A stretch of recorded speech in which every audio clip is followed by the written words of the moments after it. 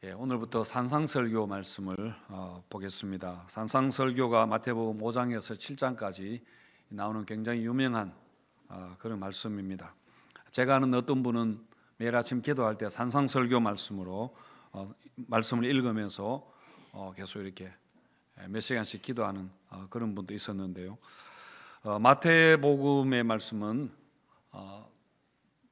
다른 복음서와 많은 부분 다르긴 하지만은 특별히 한 가지 다른 복음서와 다른 것이 있다면은 예수님의 가르침을 굉장히 중요하게 여기는 그런 성경 복음서입니다. 그래서 설교가 많이 나오죠. 5개의 큰 설교 말씀 이렇게 나오는데 그 첫 번째가 산상설교의 말씀입니다. 예수님이 세례 요한에게 세례 받으시고 광야에 가서 사단에게 시험을 당하신 후에 갈릴리로 돌아오셔서 이제 공생의 사역을 시작을 하게 됩니다. 그때 예수님의 첫 말씀이 회개하라 천국이 가까이 왔다, 하나님의 나라가 임했다라는 것이었습니다. 그리고 이제 예수님은 천국이 무엇인가, 하나님의 나라가 무엇인가에 관해서 이제 설명을 하게 되는데 말씀을 하시는데 4장 23절에 보시면은 4장 23절에서 예수께서 온 갈릴리에 두루 다니사 그들의 회당에서 가르치시며 천국 복음을 전파하시며 백성 중에 모든 병과 모든 약한 것을 고치시니, 그렇게 했습니다. 9장 35절인가 거기에도 똑같은 구절이 그렇게 나오는데요. 이것은 예수님 전체 사역을 요약한 그런 말씀입니다. 이 23절 말씀에는 세 개의 분사와 하나의 목적어가 나타나는데, 아까 빨간 줄로 했던 가르치며 전파하시며 고치시며 하는 것은 분사로 되어 있고 그 목적어는 천국 복음입니다. 예수님은 하나님 나라의 복음을 가르치고 전파하시고 그다음에 고치셨다는 것이죠. 순서적으로는 전파하는 것이 가장 먼저 나오는 게 옳을 겁니다. 그러니까 전파하는 것은 세상에 천국이 임했다는 그것을 선언하는 것이고, 그 복음을 듣고 찾아온 사람들에게 더 하나님 나라에 대해서 설명하는 것, 더 깊이 더 자세하게 설명하는 게 가르치는 것입니다. 그리고 고치시니 했는데, 고치는 것은 고장난 걸 고치는 것이죠. 죄로 망가져 있는 이 세상을 고치시면서 병을 고치시고 귀신을 쫓아내고 그렇게 하는 기적을 통해서 말로만 하나님의 나라가 임했다라고 한 것이 아니라 그것을 예수님은 능력이 있으셔서 실제로 보여주신 것입니다. 하나님의 나라가 임했다는 것을 보여주시고 하나님의 나라가 무엇과 같은가를 그렇게 실제로 임했다는 하나님 나라의 능력을 보여주신 것입니다. 그런데 마태는 이제 순서를 바꾸어서 가르치다라는 것을 맨 앞에 두면서 강조를 하고 있는데요. 그래서 천국 복음을 가르치며 전하시며 고치시니 이렇게 했습니다. 그러니까 복음을 듣더라도 가르침에 주목하지 않으면 그냥 무리로, 그냥 군중으로 남아 있을 수 있게 됩니다. 그리고 또 가르침을 받지 않으면은 예수님이 가장 강조하신 것이 예수님의 모든 사역의 주제가 하나님의 나라인데 하나님의 나라를 전혀 이해하지 못하는 것입니다. 예수를 믿는데도 하나님의 나라에 대해서는 별로 관심이 없게 되는 겁니다. 그래서 어떤 예수님이 보여주신 그런 하나님의 나라의 능력들, 기적을 보더라도 그냥 하나의 호기심으로만 보게 되고 그게 표적이 되지 못하는 겁니다. 표적이라는 것은 예수님이 보여주신 그런 어떤 사역들, 기적들을 통해서 믿음이 생기게 하는 것인데 그냥 믿음으로 나가지 못하게 된다, 그런 이야기입니다. 그래서 이 마태는 가르치는 것을 굉장히 중요하게 여겼습니다. 그래서 마태복음 맨 마지막 28장 20절의 그 말씀에도 예수님 마지막으로 하신 말씀이죠. 뭐라고 하셨는가 하면은 내가 너희에게 분부한 모든 것을 가르쳐 지키게 하라. 이 문장의 주동사가 가르치다입니다. 가르쳐 지키게 하라 그렇게 하셨습니다. 자, 여러분, 우리도 가르침에 주목을 하지 않으면은 예수님이 하나님 나라를 전하기 위해서 하나님 나라를 강조하셨는데 하나님의 나라에 관심이 없게 됩니다. 하나님 나라가 뭔지를 모르게 되는 거죠. 그저 예수 믿으면은 뭐 떡이 생기고 이렇게 병을 고치고 나 자신을 위한 굉장히 이기적인 신앙에 머물러 있게 되는 겁니다. 그래서 여러분, 이번 마태복음 말씀을 통해서 하나님 나라의 가르침에 우리가 한번 관심을 가지고 정말 신앙의 가장 중요한 주제가 무엇인가, 우리 신앙이 어떠해야 되는가 하는 것을 한번 배우는 그런 기회가 되시면 좋겠습니다. 산상설교라 보통 이름을 그렇게 붙이는데 왜 산상설교라 하는가 하면은 산에서 설교이기 때문에 산상설교라 그렇게 말하는 겁니다. 5장 1절과 2절에 보시면은 예수께서 무리를 보시고 산에 올라가 앉으시니 제자들이 나아온지라 입을 열어 가르쳐 이르시되 이렇게 했습니다. 여러분, 누가복음에도 보면은 6장에서 산상설교와 비슷한 그 말씀이 평행구절이라고 하는데 나오죠. 그 누가복음의 산상설교 말씀은 산상설교라 그러지 않고 평지설교라 그렇게 합니다. 평지에 서서 가르치니 그렇게 해서 그렇습니다. 이스라엘은 사실 우리나라와 지형이 달라서 물론 거기에도 높은 산이 있습니다만은 산이라고 해봐야 우리나라처럼 이렇지 않고 그냥 저기 있는 칠보산보다 더 밋밋하고 평평한 그런 정도를 산이라 그렇게 이야기합니다. 그래서 누가는 그 산을 산이라 부르지 못하고 그냥 나지막한 이런 평지라 그렇게 불렀는데 그게 다 그거입니다. 사실 산이나 평지나 다 마찬가지입니다. 이렇게 예수님이 높은 곳에 올라가서 앉으시니까 사람들이 예수님에게 이렇게 나왔습니다. 그래서 예수님이 그들에게 이제 가르치신 거죠. 이 설교를 들은 사람들은 무리들이지만은 예수님은 제자들에게 말씀하시는 것처럼 그렇게 하셨습니다. 설교를 다 들었지만은 이 가르침을 이해하는 자들은 사실은 제자들이라는 그런 의미가 들어가 있습니다. 자, 산상설교의 맨 처음에 나오는 말씀이 복이 있나니 그렇게 하는 팔복의 말씀인데요. 우리 3절 같이 읽겠습니다. 3절 말씀 시작. 심령이 가난한 자는 복이 있나니 천국이 그들의 것이며. 심령이 가난한 자는 복이 있다. 천국이 그들의 것이다 했습니다.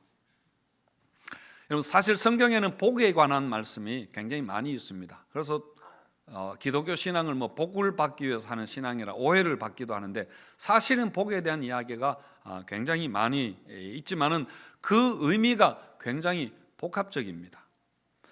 팔복에서 말하는 복이 있나니 라고 하는 것도 마찬가지인데요.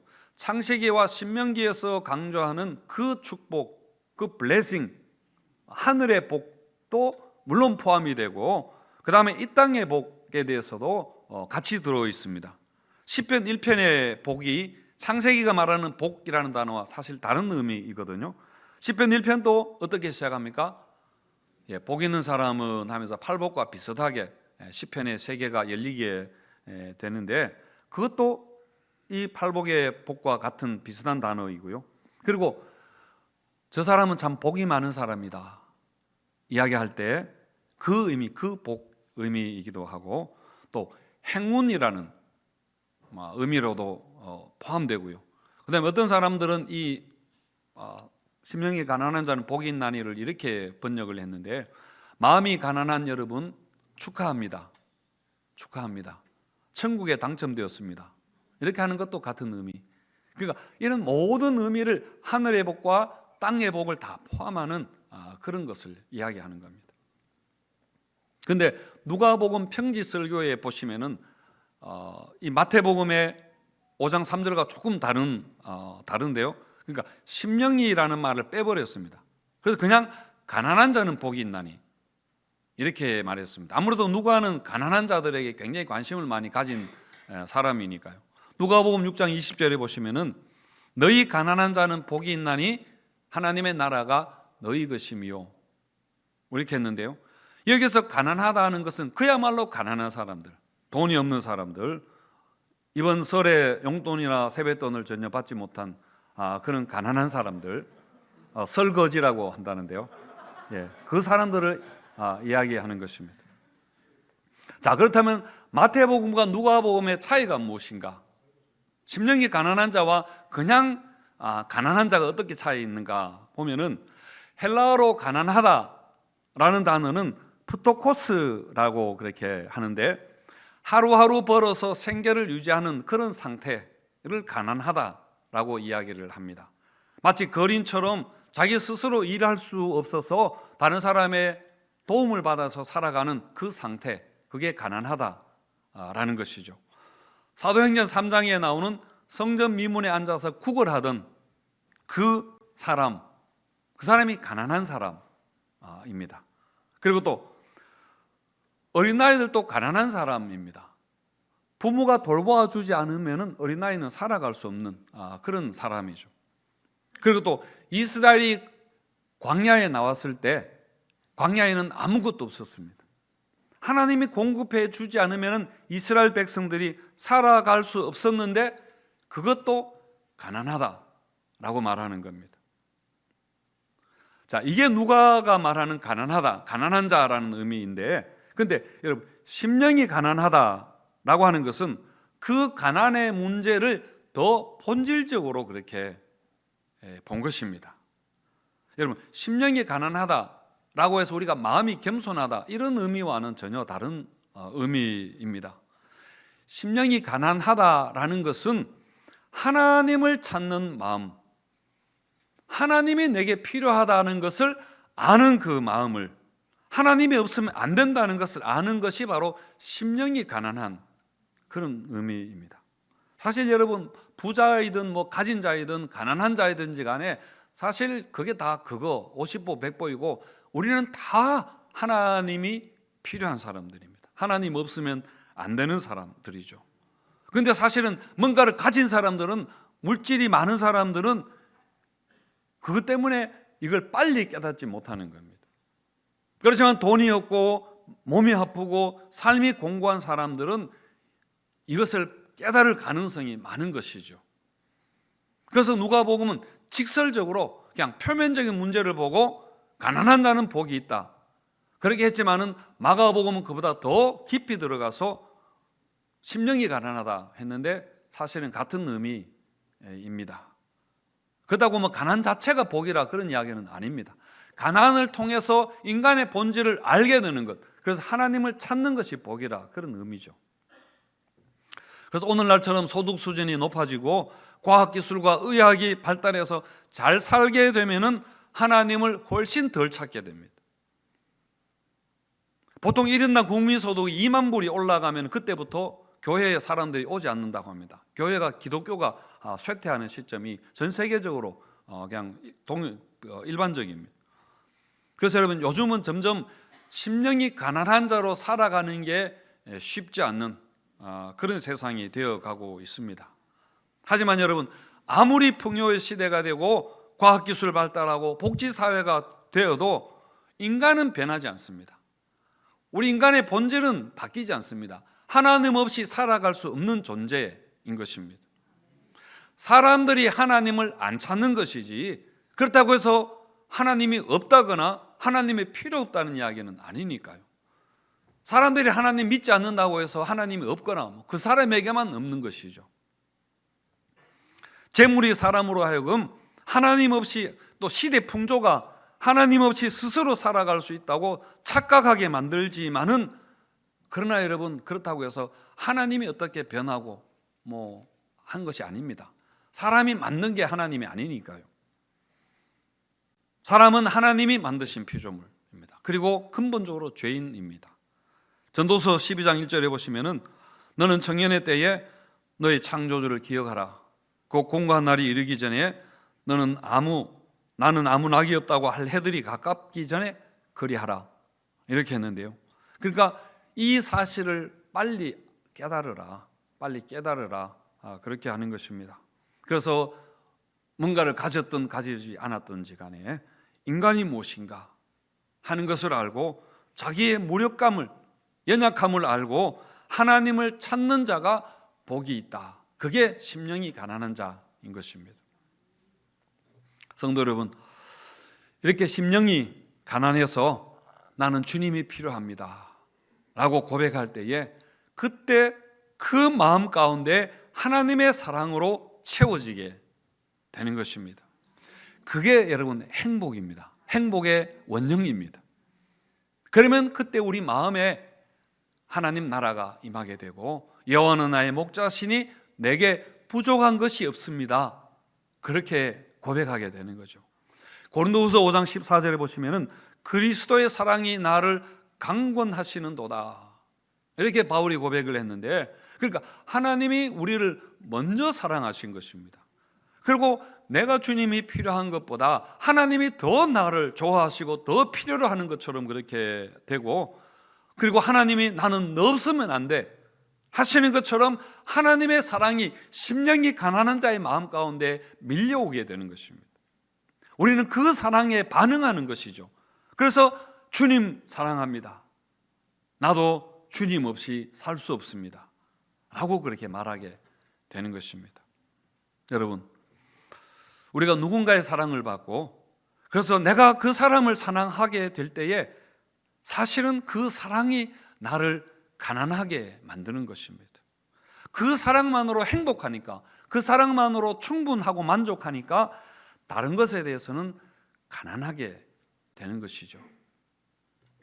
옛날에 학교 국어책에 김소은 씨의 가난한 날의 행복이라는 그 수필이 있었는데 세 개의 에피소드가 거기에 나오는데 첫 번째 에피소드가 이렇습니다. 막 결혼한 가난한 부부가 있었는데, 신혼부부가 있었는데 너무 가난했습니다.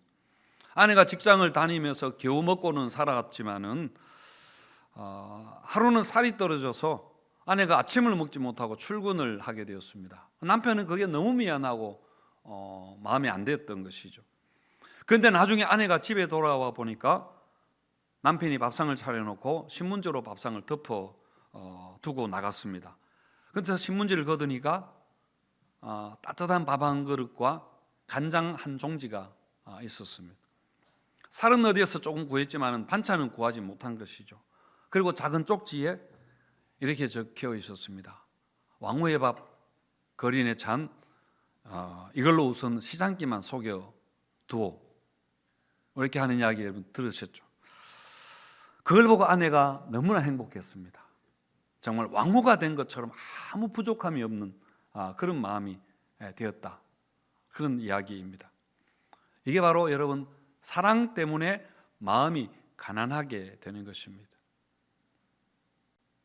이건 부부간에 느끼는 그런 소소한 행복에 대한 이야기이지만은 하나님의 사랑이 우리를 이렇게 가난하게 만드는 것입니다. 그러니까 여러분, 하나님의 사랑이 너무나 크기 때문에, 그것으로 충분하기 때문에 다른 것에 대해서는 가난하게 되는 것입니다. 하나님의 사랑을 크게 느끼면 크게 느끼게 될수록 우리는 심령이 가난한 자가 되는 겁니다. 여러분, 그게 행복입니다. 그리고 그게 복 있는 사람입니다. 자, 성도 여러분, 우리는 본질적으로 주님 없이 사실은 살 수 없는 사람들입니다.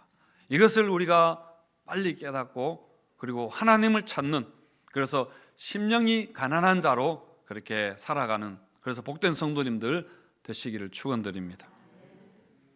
자, 그리고 두 번째 복은 애통하는 자의 복입니다. 우리 4절 말씀 같이 읽겠습니다. 4절 시작.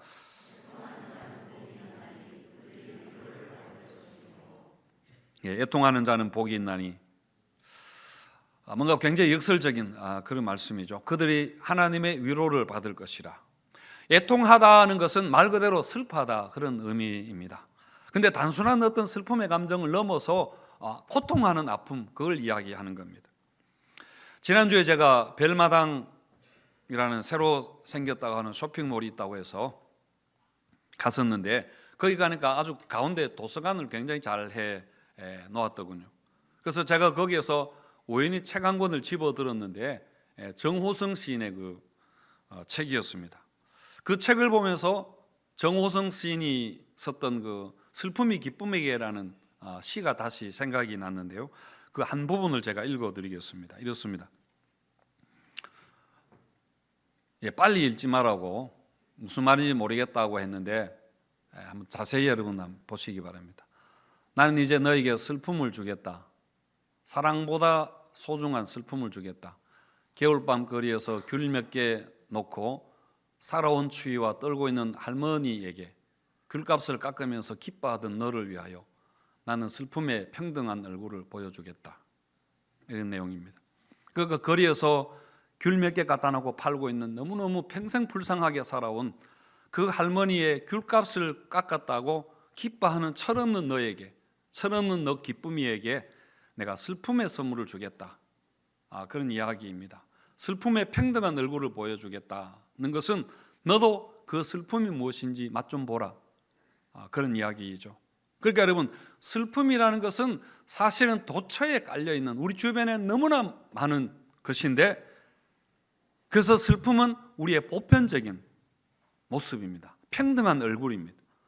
그래서 그걸 볼 수 있어야 사랑할 자격이 있다. 그런 의미에서 슬픔은 사랑보다 더 소중하다. 그래 이야기하는 겁니다. 여러분, 우리가 나 자신의 실상을 알고 정말 주변을 보는 눈이 있다면, 그런 여유가 있다면 사실 우리는 애통하는 마음을 가지게 될 것입니다.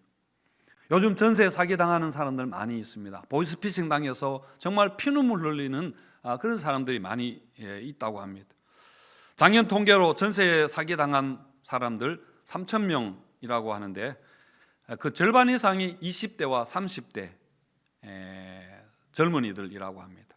그들이 결혼하려고 또 알바해서 이렇게 푼푼히 모아둔 그 돈으로 집을 가지는 소망을 깡그리 빼앗아가 버리는 정말 나쁜 일이죠. 병원에 가더라도 병원 안에 슬픔이 가득, 애통함이 가득합니다. 그리고 가정마다 자녀들 때문에 또 우는 어머니들, 애통하는 어머니들이 많이 있죠. 한국 축구를 사랑하는 사람들 마음에도 요즘 애통함이 아마 가득할 것입니다. 또 우리나라 정치를 보는 사람들 마음에도 마찬가지입니다. 정말 새로운 사람이 와서 정치를 잘해줬으면 좋겠다 하고 총선을 우리가 여러분 기다리고 있습니다. 하여간 죄 많은 이 세상은 그 자체가 사실은 슬픔 많은 그런 세상입니다. 저도 그렇습니다. 저도 항상 기뻐하고 범사에 감사하며 살려고 그렇게 하지만은 그러나 순간순간 나의 모습을 내가 보게 되고 나의 실상을 알게 되면은 저도 마음이 애통합니다. 애통한 마음을 가지게 됩니다. 여전히 나이가 이만큼 되었는데 참 미성숙하고 철이 없고 사실 부족함 투성이입니다.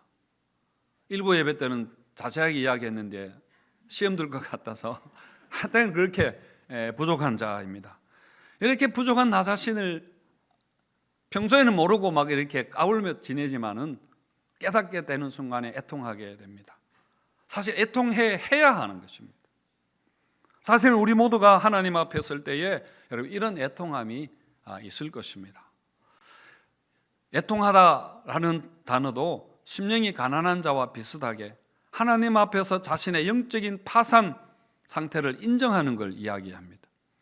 채무자가 도저히 빚을 갚을 수 없을 때 파산 이렇게 하는 것처럼 내 의로 살아가려고 그렇게 발버둥 치다가 그렇게 할 수 없다는, 내 의로 하나님 앞에 설 수 없다는 것을 알았을 때에 정말 내가 하나님의 구원 아니고는 구속받을 수 없다는 것을 알았을 때 부도난 그 마음, 그게 여러분 애통함입니다. 이렇게 애통하는 자는 하나님의 위로를 받게 되는데 그게 복 있는 마음이다. 그런 이야기입니다.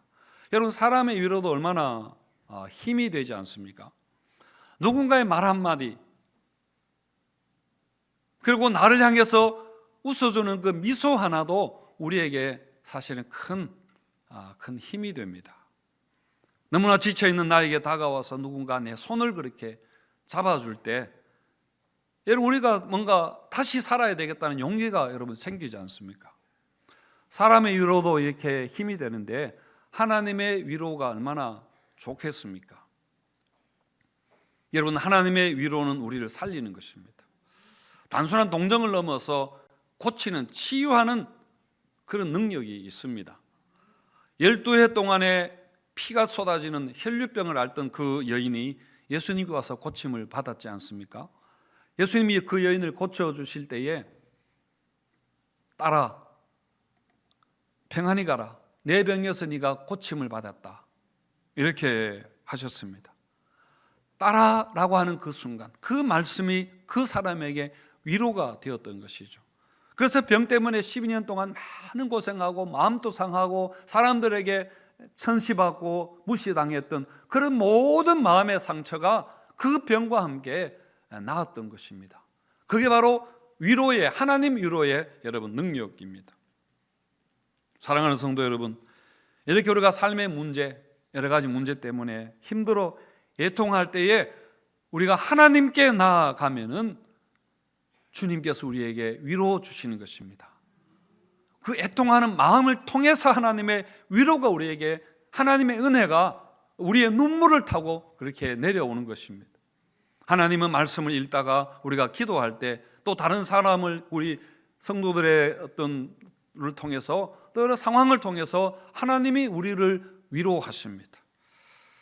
그 정호성 시인의 책에 보니까 이런 이야기가 있던데요. 십자가를 등에 지고 가지 말고 가슴에 품고 가라, 그 말이 있던데요. 그러니까 십자가를 등에 지고 가면은 너무 힘드니까 가슴에 품고 사랑해라. 뭐 처음에는 이게 무슨 말 같지 않은 말이다 생각했는데, 어쨌든 여러분, 우리가 십자가를 품었기 때문에 아프고 힘듭니다. 그래서 우리가 애통해서 울지만은, 그러나 하나님의 위로가 그 아픔을 이길 힘을 주신다는 그런 이야기입니다. 막달라 마리아가 그러지 않았습니까? 막달라 마리아는 예수님이 십자가를 지실 때에 그 십자가를 떠나지 않고 항상 함께 있었습니다. 골고다 언덕까지 십자가를 지고 가는 길에도 계속해서 따라왔고, 손과 발에 못이 박힐 때도 십자가 아래에 막달라 마리아는 머물렀습니다.